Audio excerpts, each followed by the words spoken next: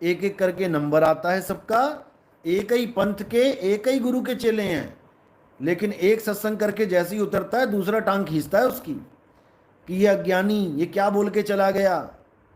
फिर वो उतरता है तो उसकी टांग फिर तीसरा खींचता है कि ये महाज्ञानी ये क्या बोल के चला गया। जाके देखो एक बार, तब समझ में आएगा कि कबीर साहब ने पहले ही क्यों ग्रंथों में ये सब बोल दिया था। सारा खुलासा कर रखा उन्होंने भविष्य का कि क्या क्या होगा इस पंथ में। तब क्या बोला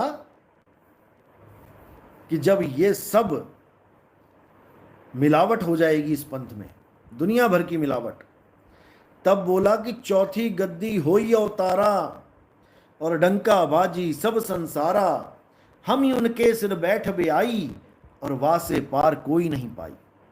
अगर मदन पंथ में सही ज्ञान चल रहा होता तो फिर चौथी गद्दी में आने का मतलब ही क्या है, फिर क्या जरूरत पड़ गई।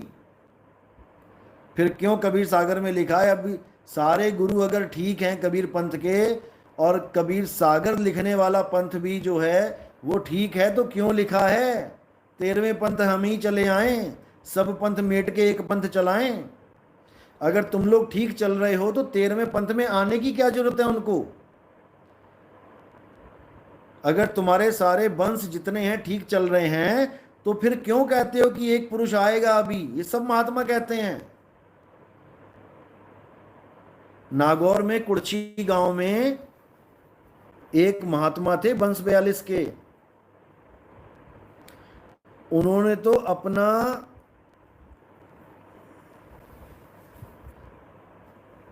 वो भी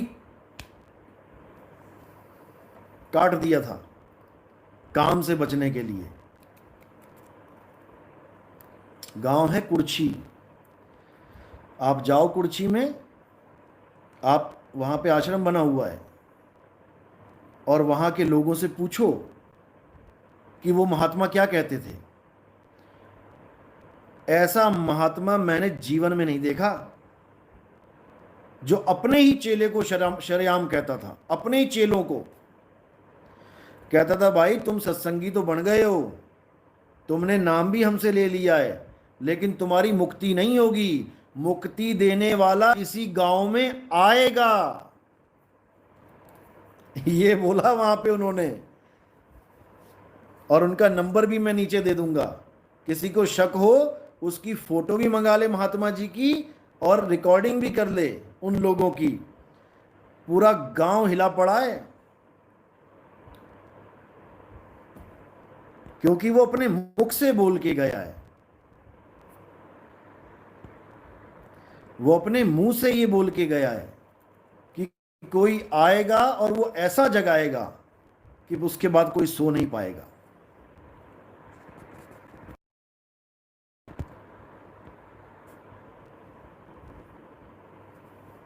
तो भाई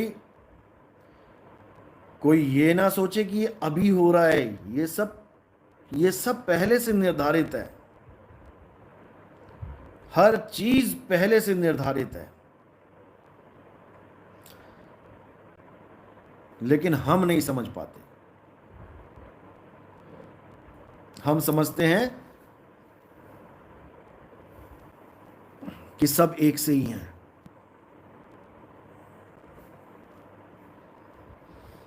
सबको एक ही तराजू में तोल लेते हैं।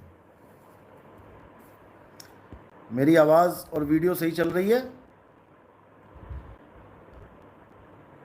मेरी आवाज आ रही है?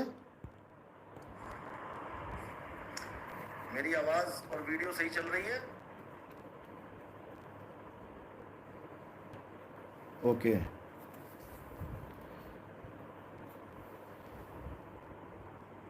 तो राजस्थान में कुर्ची में उस महात्मा ने अपने सैकड़ों चेलों के आगे बिल्कुल शरेआम बोल दिया कि हमारे पंथ में आकर हमारे गुरुओं से भी नाम लेके, हमसे भी नाम लेके आपकी मुक्ति नहीं होगी। मेरी आवाज और वीडियो सही चल रही है? मुक्ति नहीं होगी।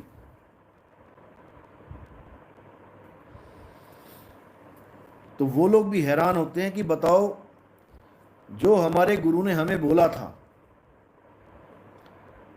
वही चीज हमारे प्रत्यक्ष है। और ये ऐसा ज्ञान है कि उस पंथ के महात्मा मुंह छुपाते फिरते हैं जब हमारे शिष्य दो सवाल रख देते हैं उनके आगे।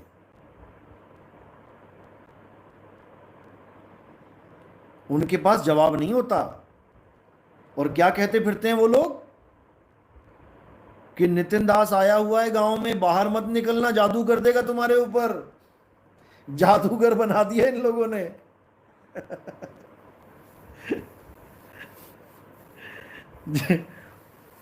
जादूगर बाबा बना दिया इन लोगों ने कि बाहर मत निकलना, अगर उसने देख लिया तो उसकी आंखों में इतना नशा है कि तुम हिप्नोटाइज हो जाओगे। गजब के बाबा लोग हैं ये नहीं कह रहे हैं कि जाओ ज्ञान चर्चा करो, हमसे क्या सीखा है वहां पर रखो और नितिन दास को हमारा शिष्य बना के लेके आओ। ऐसा कोई गुरु नहीं कह रहा। सारे गुरु कह रहे हैं नितिन दास का सत्संग मत सुन लेना, नाम खंड हो जाएगा। अरे भाई, नाम नहीं, तुम्हारा पंथ खंड हो जाएगा, तुम्हारा पूरा पंथ खंड हो जाएगा। जिसने हमारे सत्संग सुन लिए, क्योंकि तुम काल का पंथ चला रहे हो, तुम्हारा पंथ ही खंड करने आया हूं मैं यहां पे। सब पंथों को एक करने आए हैं और एक करके रहेंगे, चाहे आज हो जाओ चाहे कल हो जाना, होना तो पड़ेगा। और तुम कह रहे हो सत्संग मत सुनो, सत्संग तो सुनने पड़ेंगे। अभी तो बीज बोया जा रहा है, अभी तो बीज बोया जा रहा है। जब ये फसल उगेगी ना, तब तुम्हें समझ में आएगा कि ये क्या हो रहा है। अभी तो कबूतर की तरह आंख बंद करके बैठे हो कि बिल्ली आई है, मैंने आंखें बंद कर ली, अंधेरा हो गया, आप बिल्ली मुझे नहीं देख सकती। रुक जाओ, लग जाएगा पता।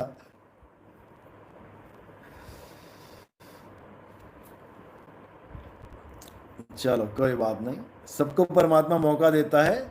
इन गुरुआ लोगों को भी दे रखा है मौका कि समय है, सुधर जाओ, परमात्मा बनने की कोशिश मत करो। जो परमात्मा है उसको परमात्मा रहने दो। अरे कबीर साहब आके चले गए यहां से, उन्होंने कभी ना कहा मैं परमात्मा हूं। वो अपने आप को क्या क्या बोल के चले गए, कबीर कुकर राम का मोतिया मेरा नाव, और गले प्रेम की जेवड़ी जित खींचो तित जाऊं। उन्होंने कुकर तक बोल लिया अपने आप को। और आज तुम किसी गुरु को कुकर कह दो तो प्रेशर कुकर बन जाएगा उसके अंदर।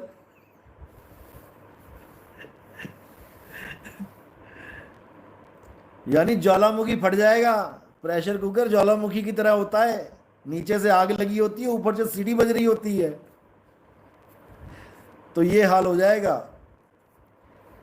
लेकिन जो 52 अक्षरों को पार कर चुका है, जो 52 से आगे बढ़ चुका है, तुम उसको विचलित नहीं कर सकते। वो केवल एक ही चीज में विचलित होता है, जो वो काम करने आया है उस काम में कोई रुकावट डाले तो। हालांकि रुकावट तो कोई डाल ही नहीं सकता, लेकिन भोले जीवों को कोई फंसाए, जिन एक एक जीवों को हम इस काल जाल से छुड़वा रहे हैं, अगर उनके ऊपर कोई जाल डालने की कोशिश करे, तब तो भाई डायरेक्ट पंगा है, और ज्ञान अज्ञान का पंगा है। फिर तो परमाणु बम आएगा, जिसको बोला है और कबीर ज्ञान सो ज्ञान है, तो वो वाला ज्ञान आएगा। और बाकी क्या है, ज्ञानड़ी। तो अगला सवाल